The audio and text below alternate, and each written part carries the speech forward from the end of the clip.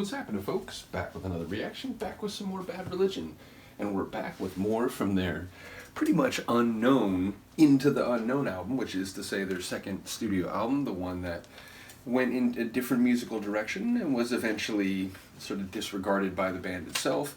Either way, I've been fascinated by the tracks here, and we have a bonus this time, as Luca freaks out because she's very interested by this box, which is to say, this is another package from Polly, who also sent me the Bad Religion Into the Unknown album.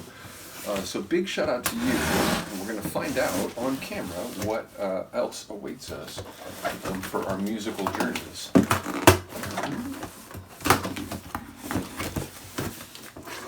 And once again, big shout out to Polly, honestly, like one of the major heroes of the channel.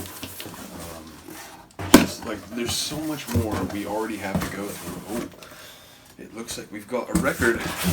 Yep, we've got a record. What we got? This is like it'll be a smaller package, and then a smaller package, and then a smaller package. Okay. Oh shit. We've got, a Social D record. Hell yeah. I don't have any, we got 2 Social Distortion records. Okay, so I know a couple of their tunes. I'm very fond of, what is it? Turn Around? I think it's Turn Around. But either way, oh shoot. Under My Thumb, so there's a Rolling Stones cover. So yeah, bottom line, I know a very little bit about Social D, but they're never a group that I've followed very intensely up until now. So this should be cool. Like I said, yeah, I know Michael Ness. Like I know the sort of front man in terms of his place in punk rock history and sort of his aesthetic and image, but that's it. I don't know any of the other guys in the band. I see there's an organ on a couple of the tracks. That's cool. So yeah, man, this is fantastic. And I don't see any of the tunes that I know from them. Like I said, I think it's Don't Turn Around, or Turn Around. I forget which one it is. But either way, I do not know the majority of their catalog, so this should be cool, man. So once again, big shout out to Paulie. Looking forward to going through some Social D. We'll put that up there just to get a sense. I like the Mushroom Cloud, 1945, ominous. And then this one, some skeletons in some post-apocalyptic wasteland watching a video of a mushroom cloud. That's crazy. Mommy's Little Monster is the name of the album. So yeah, shout out to you, Paulie. Looking forward to going through that. Luca, please don't eat the bubble wrap. That would not be ideal. Addictive Vinyl. Shout out to Addictive Vinyl. But yeah, like I said, we are going to listen to another tune from Into the Unknown, and it's Billy Gnosis, which it's Into the Unknown, Gnosis, the Greek common noun for knowledge, both I think in ancient Greece, or Greek, and in modern Greek. So yeah, I mentioned when I reacted to the previous tune that Billy, there's another song called Billy. I think it's quite profound.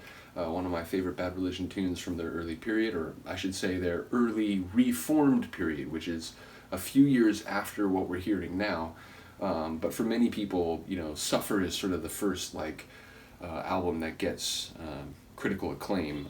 So yeah, either way, I'm looking forward to this tune, but it's interesting because I don't think there's any connection to Billy, which is a song about someone with an addictive personality and sort of losing their potential and their humanity because they're too addicted to chemical substances. But yeah, Billy Gnosis, I wonder what form of Gnosis we'll be dealing with. The word, in modern context, I think is most closely associated with Gnosticism, so I don't know if there'll be a connection there, but let's find out while Luca is trying to jump inside the box. Here, you can definitely go inside the box, but as I said, don't eat the bubble wrap. That would not be ideal. So here we go, Bad Religion, Billy Gnosis from is it 1983? I think it's 83, maybe it's 84. I always forget. I'll look it up and I'll put it in the video description. But here we go. Bad Religion, Billy Gnosis. Billy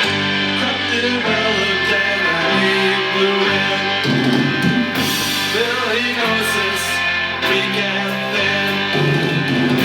Losing California, starting a new life.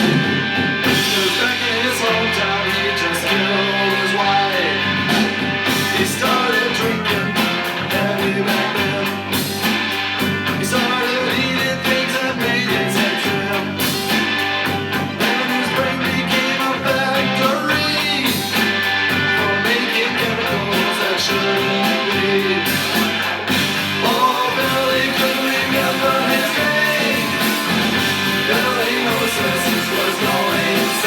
It's like an earlier version of it. I can still hear that sound he made.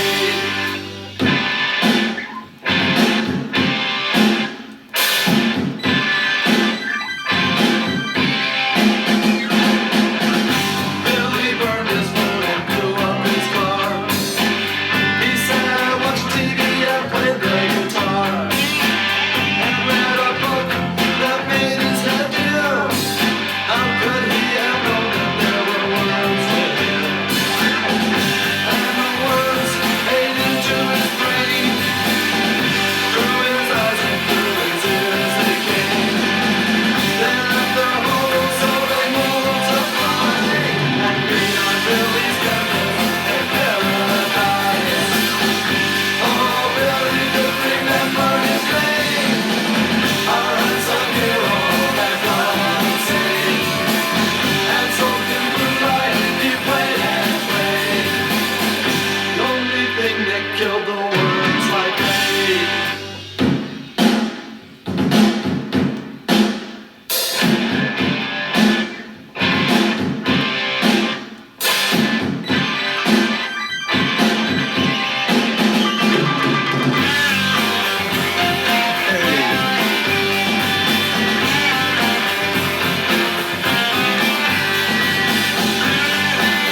This is great.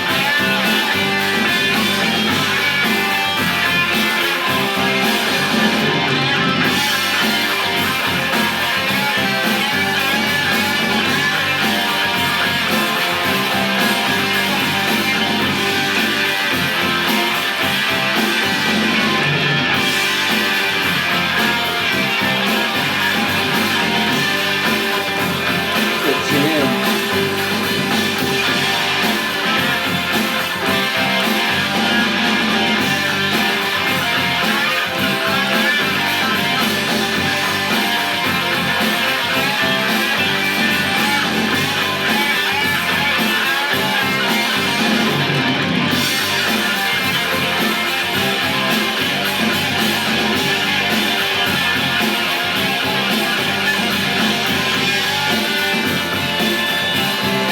This is fantastic.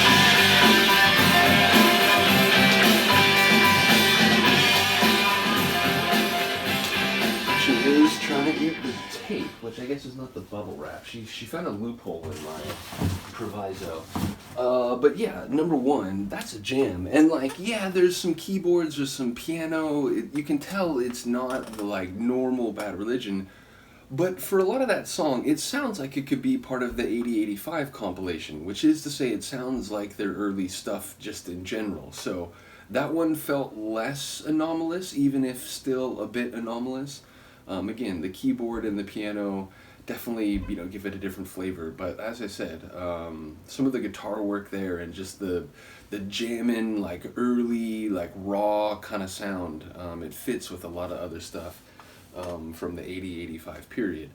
And as far as I can tell, I mean, that's an earlier version of the song that became Billy. It's, in the Billy song, which I have reacted to, and, again, ultimately, it's interesting because I react to these songs, but then over time I learn little tidbits and more about different bands through fans. And again, there was the You song by them. I always thought it was like a philosophical sort of look at supernatural belief and so on, and then people pointed out like, no, it's like Brett had a really bad breakup with an ex-girlfriend and that's what the song is about. It's like, oh crap. So take everything I say with a grain of salt, but Billy, Billy was a lunatic just barking at the moon and his brain was totally wasted. How fragile is the flame that burns within us all? Like it, the whole point of that song is that someone who had a lot of potential, someone who, was a creative and interesting person, but just kept doing drugs and doing them not in moderation, not with, a sense of like tact or whatever, but just too much and too much and too much, and to the point where he fried his brain and he couldn't remember his name. Like, I honestly feel like this was an early version of a song that became Billy on, what is it on, I think it's on Against the Grain, is that right? So yeah, that's really interesting to me because that seemed to be the essence here. That someone who started drinking and he's playing guitar and he's just kind of he's a guy, he's in a band and whatever, but he just kept too much, too much, too much, and eventually he went crazy and he was babbling, couldn't even remember his own name. So yeah, I'd be surprised if this wasn't essentially the basis for a tune that the name of the track, just chop off the word Gnosis and it's essentially the same tune. So yeah, I was surprised but really happy to hear that because again, the Billy track is one of my favorites. I really do love that track, and it's one that I think is indicative of what Bad Religion does so well. They get it, a profound or like serious issue, but then they throw a bit of like punk rock poetry on it, and suddenly it's like, holy crap, like, this, I'm now thinking about this, in terms of people I know and life in general. And when I listen to Bad Religion, I find their ability to eloquently talk about things, which, I love different approaches. Dead Kennedys, they're very like vitriolic, they really excoriate the forces of society that they abhor. And then Bad Religion, they can do that, but they do it in a way that, again, it's like punk rock poetry. So, yeah, bottom line, love the tune Billy. This was fantastic and seemingly is connected. Shout out to Paulie once again. As I said, looking forward to start going through some Social D and get to know them more than I do through... I got to look it up because it's like annoying me that I'm like remembering it like as opposites. Because, it's don't turn around or it's turn around. I get like, those are two very opposite things. Let's see, because I think I have it like... Don't Drag Me Down, that's what it is. God damn, I'm glad I looked it up because that would have annoyed me. But yeah, Don't Drag Me Down, I think that's a fantastic tune. So that's one of the only ones that I know well, and there may be one or two others that I know to a lesser degree. But as I said, I looked on the track listings for this and this EP, and I don't know any of the tunes, although I do know the Rolling Stones original under my thumb. In any case, we'll kick those off soon. I'm going to try to do a punk rock day. I may do a couple reactions that are not punk rock in this batch, but I'm going to try to do like a half dozen at least punk rock reactions. So this should be the first of many that come in this session.